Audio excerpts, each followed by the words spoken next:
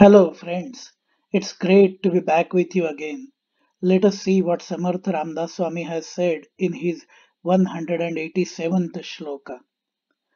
Bhute piṅḍa brahmāṅḍa he aikya āhe Parī sarvahī swaswarūpī na sāhe Manā bhāsale sarva kāhī pahāve Parī saṅga soḍūni sukhī rahāve.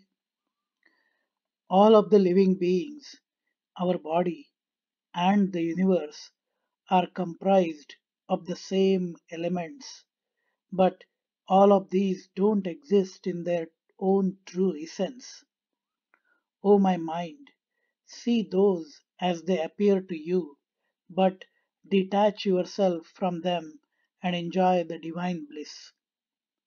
In this shloka, Samarth Ramdas Swami explains how we can have a true bliss while living in this world.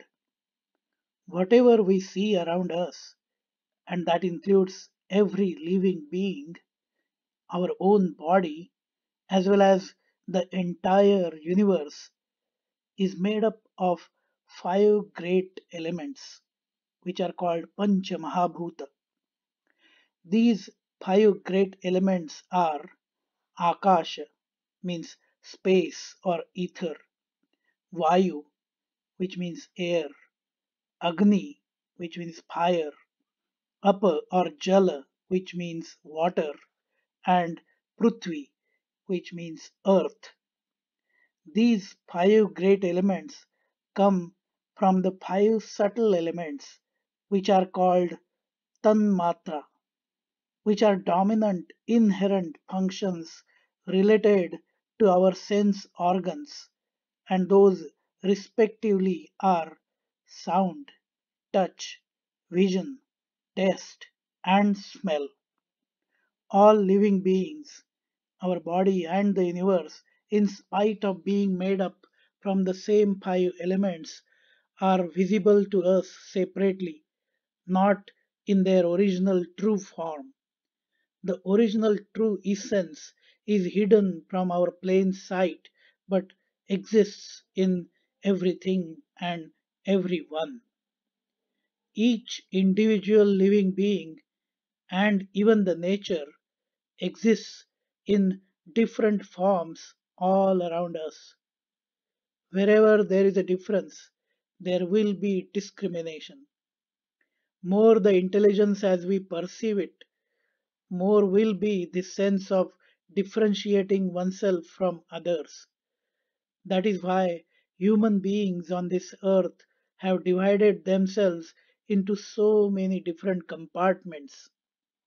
These compartments appear sometimes as gender, race, citizenship, culture, language, mannerisms, looks, color of skin, caste systems, wealth differences, cities, states, countries, continents, and so on.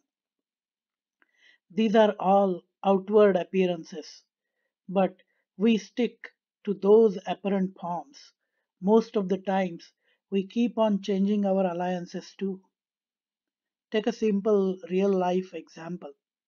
If there is a cricket match between India and some other country like Australia, everyone living in India is attached to their team, and everyone living in Australia is rooting for their own team.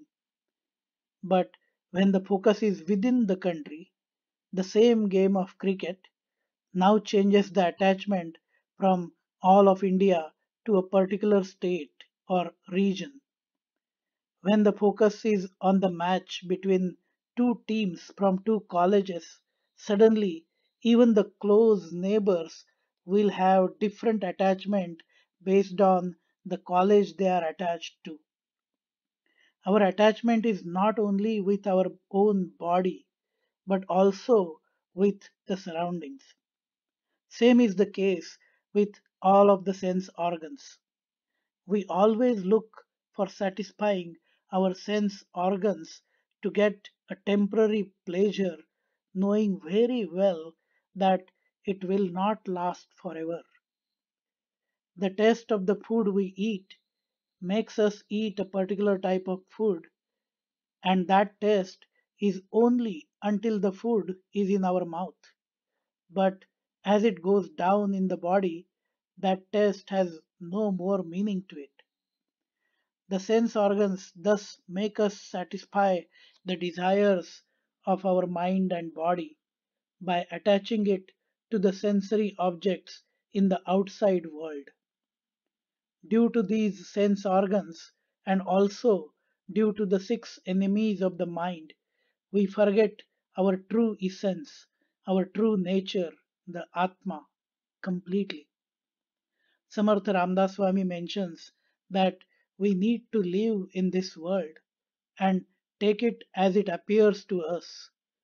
We cannot think of behaving completely differently than the norms and the rules of the society and culture.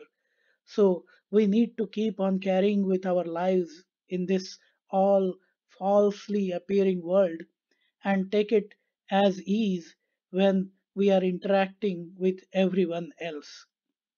But the difference should be internal.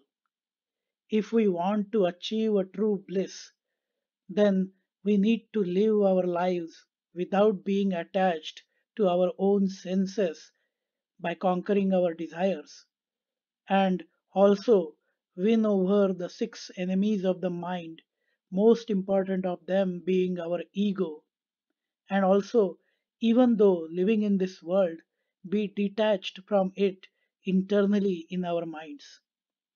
This means that we need to continue to fulfill all of our duties related to ourselves, our families, our work, social environment, and so on, but at the same time be not affected by it, be completely detached from it. When we will be able to live this way, we will be able to experience the true bliss in this world.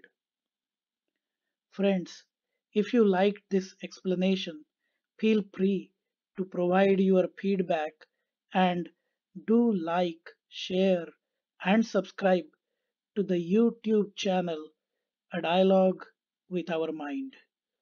Jai Jai Raghuveer Samartha.